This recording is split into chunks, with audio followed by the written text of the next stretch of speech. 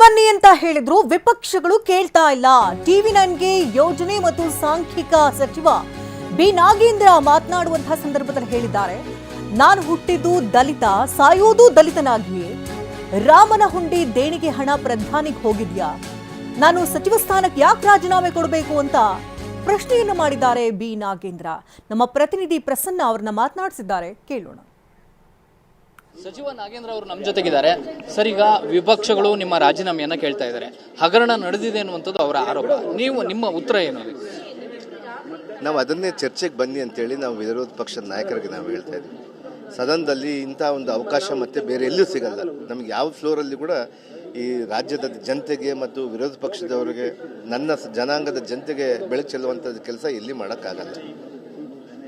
ಯಾವತ್ತು ಚರ್ಚೆಗೆ ಬನ್ನಿ ಅಂತ ಹೇಳ್ತಾ ಇದ್ವಿ, ವಿನಾಕಾರಣ ಅವರು ನನ್ನ ರಾಜೀನಾಮೆಯನ್ನು ಇಟ್ಕೊಂಡು ಸದನ ನಡೆಸ್ಕೊಡ್ದು, ಚರ್ಚೆ ಹಾಕ್ಕೊಡ್ದು ಅನ್ನುವಂಥ ಧೋರಣೆಯಿಂದ, ಅಂದರೆ ಮೊಂಡುತನದಿಂದ ಮಾಡ್ತಾ ಇದ್ದಾರೆ ಅವರು. ನಾನು ಮನವಿ ಮಾಡ್ತೀನಿ, ನಾನು ಕೈ ಜೋಡಿಸಿ ಮನವಿ ಮಾಡ್ತೀನಿ ನಮ್ಮ ವಿರೋಧ ಪಕ್ಷದ ನಾಯಕರಿಗೆ, ಚರ್ಚೆಗೆ ಬನ್ನಿ ಸ್ವಾಮಿ, ಚರ್ಚೆ ಮಾಡ್ಕೊಳ್ಳಿ. ಇದರಲ್ಲಿ ಸತ್ಯದ ಏನಂತೇಳಿ ನಾವು ತಿಳಿಸ್ತೀವಿ. ನಾನಲ್ಲ, ನಮ್ಮ ಮುಖ್ಯಮಂತ್ರಿಯವರು ಹೇಳ್ತಾ ಇದ್ದಾರೆ, ನಮ್ಮ ಉಪಮುಖ್ಯಮಂತ್ರಿಯವರು ಹೇಳ್ತಾ ಇದ್ದಾರೆ, ನಮಗೆ ಎಲ್ಲ ನಮ್ಮ ಸಂಪುಟ ಸಹೋದ್ಯೋಗಿಗಳು ಹೇಳ್ತಾ ಇದ್ದೀವಿ, ತಾವು ಬನ್ನಿ ಚರ್ಚೆಗೆ ಬನ್ನಿ ಅಂತೇಳಿ. ಯಾವುದೋ ಒಂದು ಇಟ್ಕೊಂಡು ಅದನ್ನೆಲ್ಲ ಇಟ್ಕೊಂಡು ನನಗೆ ರಾಜೀನಾಮೆ ಮಾಡಿ ಅಂದರೆ ನಾನು ಇವತ್ತು ಕಷ್ಟ ಬಿದ್ದು ಬಂದಂತ ಸ್ವಾಮಿ. ತಮಗೆಲ್ಲ ಗೊತ್ತು, ಇವತ್ತು ಎಲೆಕ್ಟೆಡ್ ಬಾಡಿಯಲ್ಲಿ ಬರಬೇಕಂದ್ರೆ, ಒಮ್ಮೆ MLA ಆಗಬೇಕಂದ್ರೆ ನಾನು 4 ಬಾರಿ ಶಾಸಕನಾಗಿದ್ದೀನಿ. ನಾನು ಕೆಳಮಟ್ಟದಿಂದ ಸ್ಟೂಡೆಂಟ್ ಲೀಡ್ರಿಂದ ನಾನು ಬಂದಿದ್ದಂಥವನು.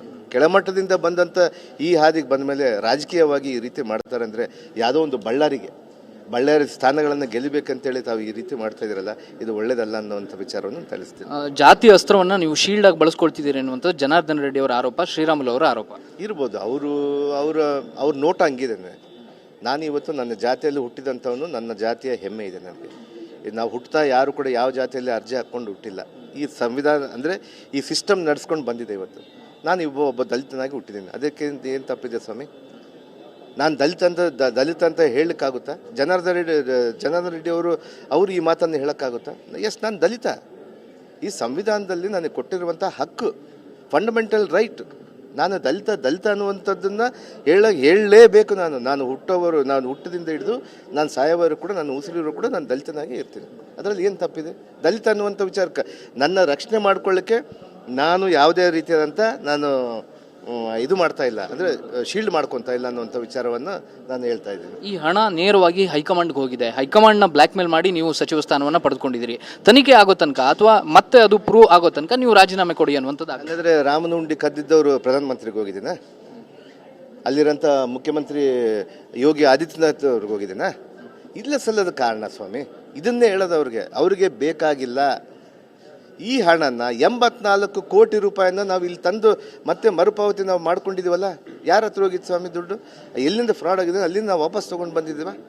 ಎಲ್ಲಿ ಯಾವ ರಾಹುಲ್ ಗಾಂಧೀಜಿಯವ್ರಿಗೆ ಹೋಗುತ್ತೆ ಹೇಳಿದ್ದನ್ನು? ಅವ್ರಿಗೆ ಏನೆಲ್ಲ ವಿನಾಕಾರಣ ರಾಮನ ಹುಂಡಿಯನ್ನು ಕದ್ದು ಅಲ್ಲಿ ಏನು ಮುಚ್ಚಾಕೊಂಡಿದ್ದಾರಲ್ಲ, ಅದನ್ನು ಮತ್ತೆ ಮರೆಮಾಚಲಿಕ್ಕೆ ಈ ರೀತಿಯಾದಂಥ ಪ್ರಕರಣ ಮಾಡ್ತಾಯಿದ್ರೆ, ಇದು ದೇಶದ ಇತಿಹಾಸದಲ್ಲೇ ಒಬ್ಬ ದಲಿತರ ಮೇಲೆ ಮಾಡುವಂಥ ಒಂದು ದೊಡ್ಡ ಗದಾಪ್ರಹಾರ ಅನ್ನುವಂಥ ವಿಚಾರ. ಇದಿಷ್ಟು ಸಚಿವ ನಾಗೇಂದ್ರ ಅವರ ಮಾತು. ಕ್ಯಾಮ್ರಾ ಪರ್ಸನ್ ಮುತ್ತುರಾಜ್ ಜೊತೆ ಪ್ರಸನ್ನ ಗೌಕರ್, TV9 ಬೆಂಗಳೂರು.